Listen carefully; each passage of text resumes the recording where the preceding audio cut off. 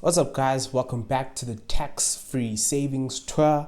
We are on the third leg, and this is another short, sweet, and simple one. We'll be looking at Capitec. As you guys know, Capitec is a very simple, no-frills bank. They don't like to add many different things or products. They like to keep it as simple and as basic as possible.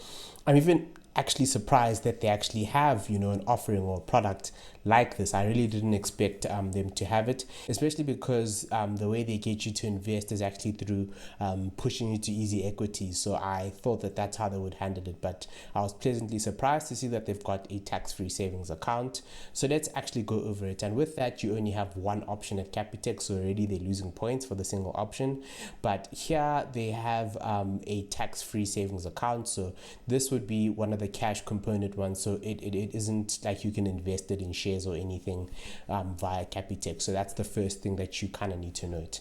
When you scroll down, it kind of goes over how you can do it. Deposit any amount up to 36 and 1,000 in a year. They kind of show you what the rules are, and how you'll be taxed outside of that, which is good and great money.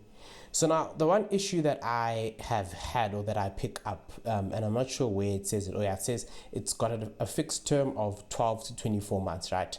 So that basically means that you're only allowed to invest for 12 to 24 months, which I get and I understand, but I need to kind of understand, after the 24 months, are you allowed to reinvest the previous amount that you had, or do you need to move it elsewhere? Like, how does that kind of affect your contribution? That's a bit of a question mark for me.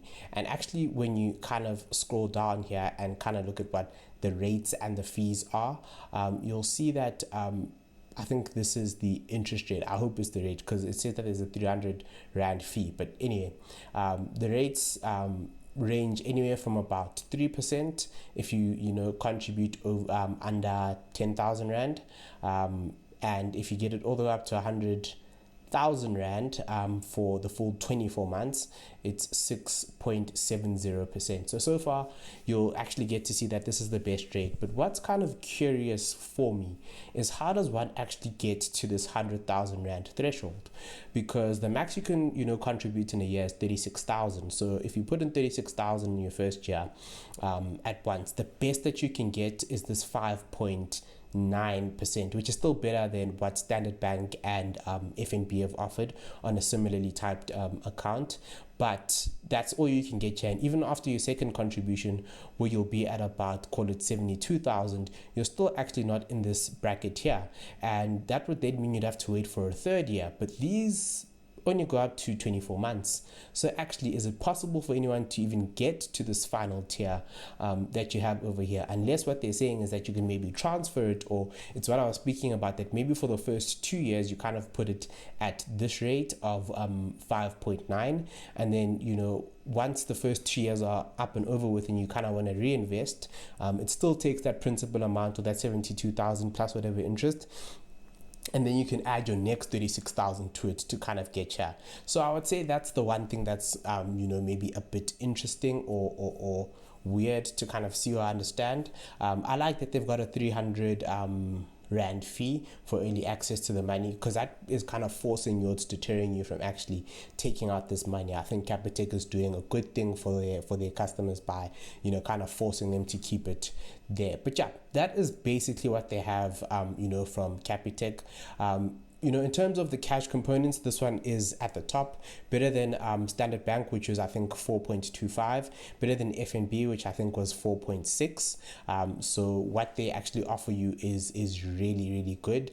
Obviously, there's conditions that apply to that, so there's that to consider as well. But so far, I think Capitec is the best. But I honestly have to put them at the bottom of the bank right now, because they don't give you any options.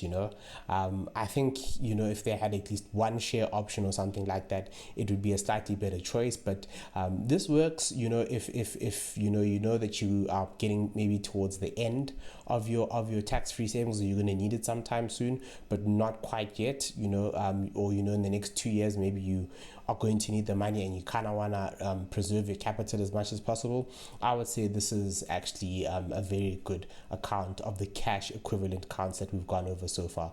But I do believe once we get to the fund managers and financial institutions, you'll be able to put your thing in a money market that will probably be comparable or even better. So that's kind of why I'm forced to put it at the bottom of all that we've done so far.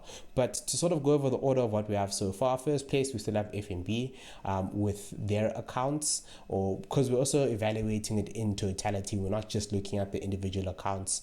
I'd be here the whole day if I had to try and rank those. Next we've got Standard Bank with their 2 options, and last but not least is Capitec with their sole option.